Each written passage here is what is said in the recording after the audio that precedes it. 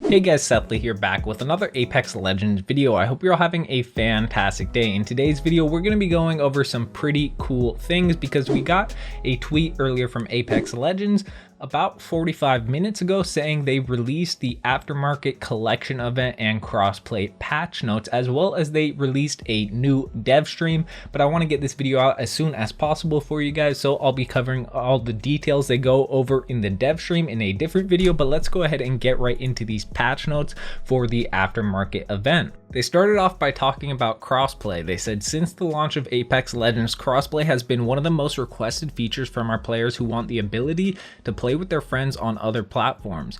During the crossplay beta, players will have full access to crossplay functionality while we collect data, test the feature at scale, and most importantly, listen to you, the fans, for feedback.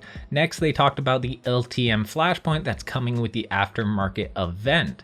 I'll show a picture on screen of what it will look like, and they said aftermarket delivers an all new limited time mode, Flashpoint. Played on Kings Canyon, all healing items are removed in favor of massive zones around the map that regen both your health and shields. So that is pretty interesting. I'm excited for that LTM. Next, they go on to talk about the collection event, and it's not too much. I'll show on screen some of the skins they do show off. They do look really cool, but they say the aftermarket brings in another 24 item collection event skins like Watson's Wired for Speed skin or Wraith's Void Prowler skin. Next, they do go over the event prize track, and I'll show on screen some of the skins they show off. They say with the new event, this also means a new challenge track. This time around, get a chance to get free cosmetics like Bangalore's Blue Chipped or the Hemlock's Performance Boost skins. They both look pretty good in my opinion. Next, they talked a little bit about the new heirloom called Caustic's Death Hammer. I'll show it on screen right now for you guys, and they say Caustic's Death Hammer is the latest heirloom to be added to the heirloom pool. This Nox-filled hammer will smash anyone who comes in contact with it. Next, they went on to talk about the legend meta and character buffs and nerfs that they are making with this patch. Starting off with Rampart, they said they increased the rate at which Sheila's bullet spread tightens, so it will have a better bullet spread faster now for Rampart ultimate. Now onto Bloodhound. They updated Bloodhound's tactical cooldown while in ultimate from 6 seconds to 8 seconds. So now you'll only be able to use the tactical during their ultimate every 8 seconds instead of 6 seconds. Now onto Pathfinder. They made it so his grapple cooldown is now based on the distance Pathfinder traveled. The shortest possible has a 10-second cooldown. The maximum cooldown is still 35 seconds, but you're gonna have to swing a very long distance to get there.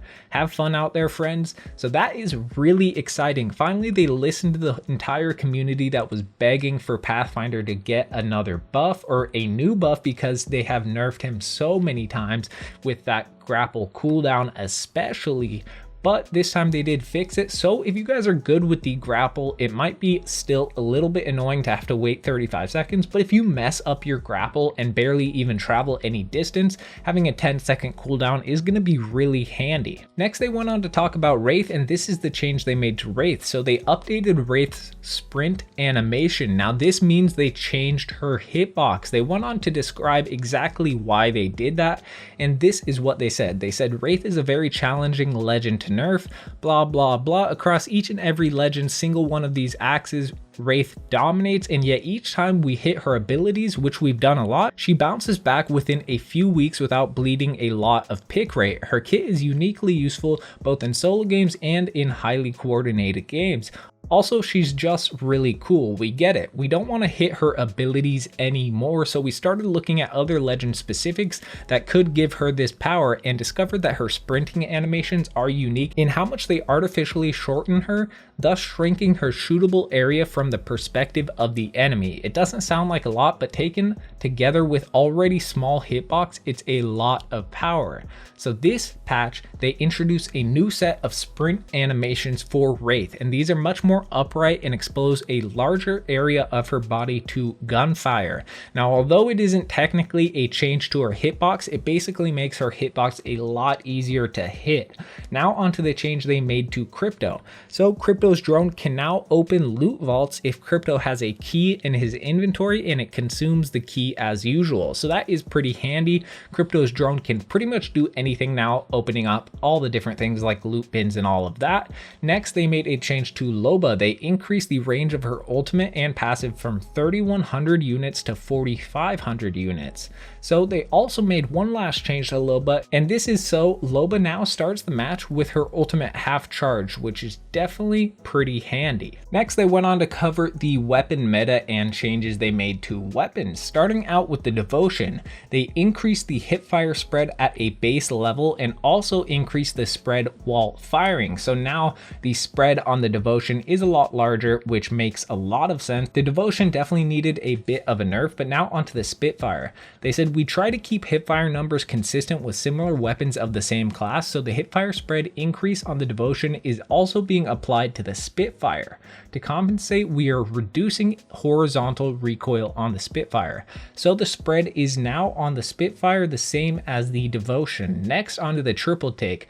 All they did was reduce the fire rate from 1.4 to 1.3.